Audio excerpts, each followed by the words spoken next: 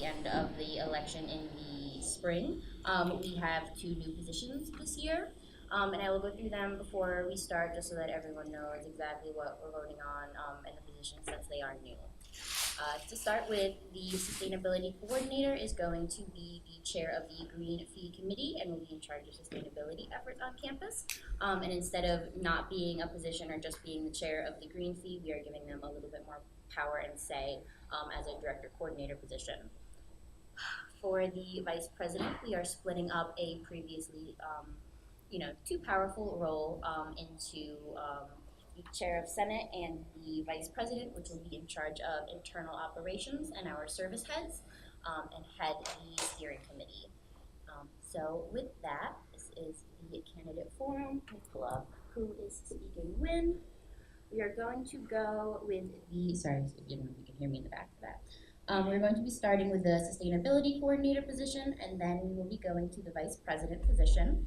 The candidates will have 2 minutes to introduce themselves, say a little about them and their platform, and then we will open up to the audience 5 minutes of questions, however many questions that is. So with that, for Sustainability Coordinator, we have our candidate, Batya Johnson.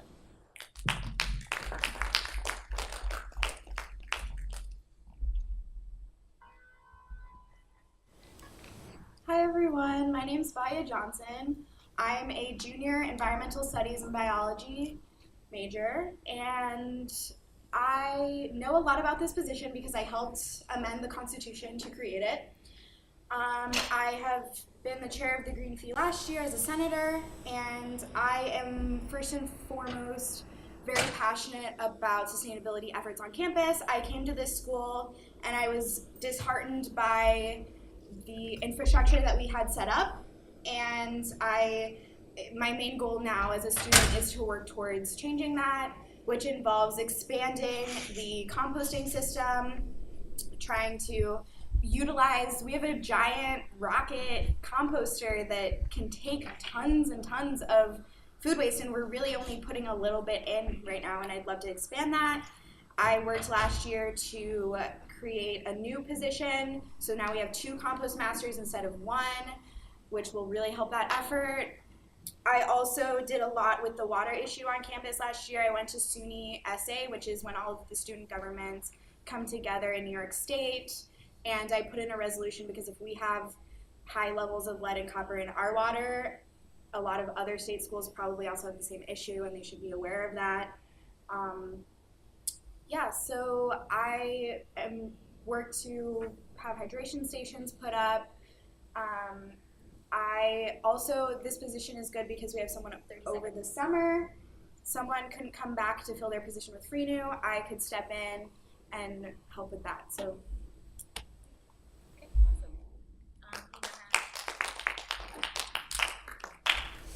5 minutes for questions. You can call from the audience. Yes. Do you have any plans for the garden that's outside of campus? Right now, the garden is under the Green Team Club. Okay. I am this year now working on collaborating with them to see, should we make it a Green Fee service, a sustainability service? Should we keep it under the club?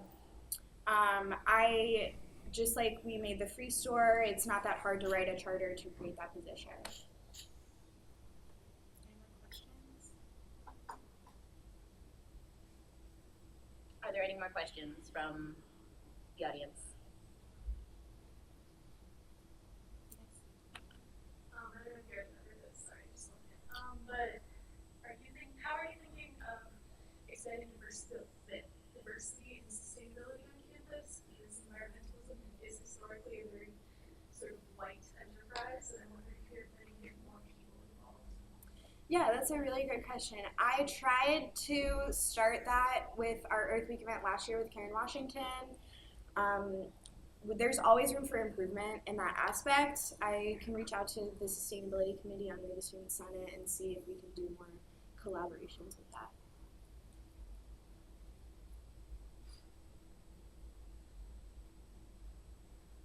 Are there any more questions from the audience? Are you planning on going to CESA this year? Yes, I am planning. If I am approved to go, I definitely would love to go and follow up on the water issue. The next step that I've talked about SUNY USA with the water is to try to make it a state law in New York state law to try to have mandatory testing for higher ed, because right now federal law is K through 12.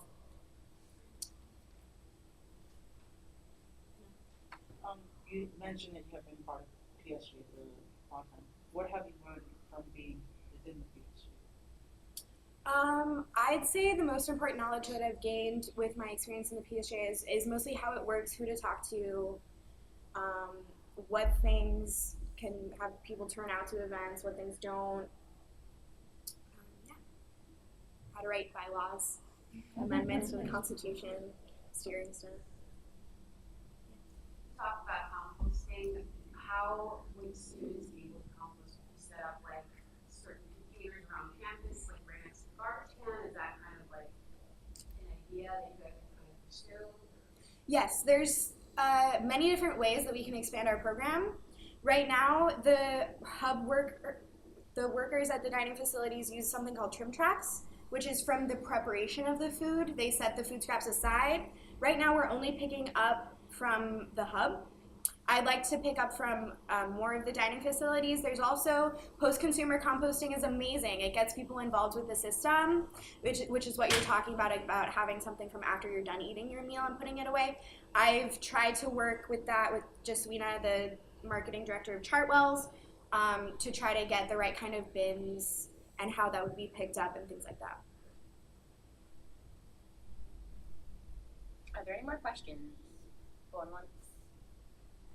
Going twice? Okay, thank you, Batya.